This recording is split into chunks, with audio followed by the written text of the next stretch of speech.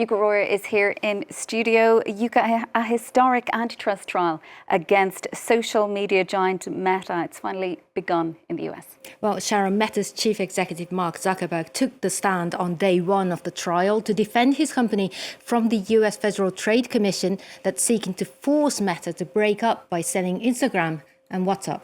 Now, let's have a look at how we got here. In 2012, Meta, then called Facebook, bought Instagram for $1 billion. 2 years later, it acquired WhatsApp for $19 billion. Both later became key drivers of Meta's growth. In December 2020, the FTC and 48 attorney generals across the United States sued Meta for illegal monopoly. Now, over the next few weeks, the district court in Washington will hear arguments over whether Meta crushed competition illegally by absorbing potential rivals that stood in its way in what the FTC called a buy or bury strategy. However, the argument stretches the scope of US antitrust laws. Regulators will have to prove that without Instagram or WhatsApp, Meta wouldn't have achieved the kind of growth that it has. To prove its point, the FTC has pointed to Zuckerberg's past comments, including his 2008 internal email that stated it's better to buy than compete, and another internal memo saying the motivation for buying WhatsApp was to neutralize a potential competitor. Meta previously argued that his past comments were no longer relevant amid competition from the likes of TikTok, Snap, and YouTube.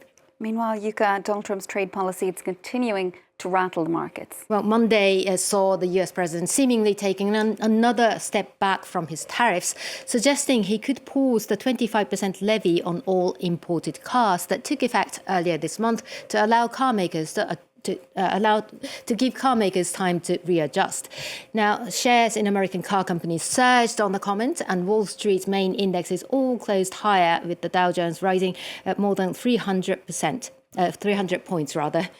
Last week, now, Donald Trump let his so-called reciprocal tariffs on US trade partners to take effect, then suspended them for 90 days, except for China.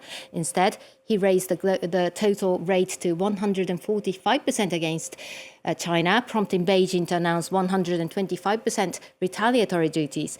China's tools, though, are not limited to tariffs. It has also cut off the supply of minerals that are critical for the US defense and tech industries. Camille Knight has more. From defence to electronics and cars, rare earths underpin some of the world's leading industries. And as the Sino-American trade war escalates, they've become a key bargaining chip. Earlier this month, the Chinese government ordered restrictions on the export of 6 heavy rare earth metals, as well as rare earth magnets, 90% of which are produced in China. Now they can only be shipped out of the country with special export licenses. Recently, the US government has indiscriminately imposed tariffs, inevitably causing negative impacts on global trade, including China-US trade. China will firmly implement necessary countermeasures as soon as possible. Most American companies don't stockpile rare earths because of how expensive they are, so a halt in shipments from China has the potential for a big impact. A shortage could halt production at US auto factories, and some experts say it could even pose significant risks to US national security, given how crucial the minerals are for advanced weapons.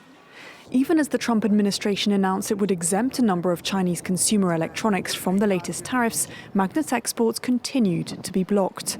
But Beijing is walking a tightrope. It's barely started setting up a system for issuing licenses, and any sustained disruption to its exports could hurt its reputation as a reliable supplier.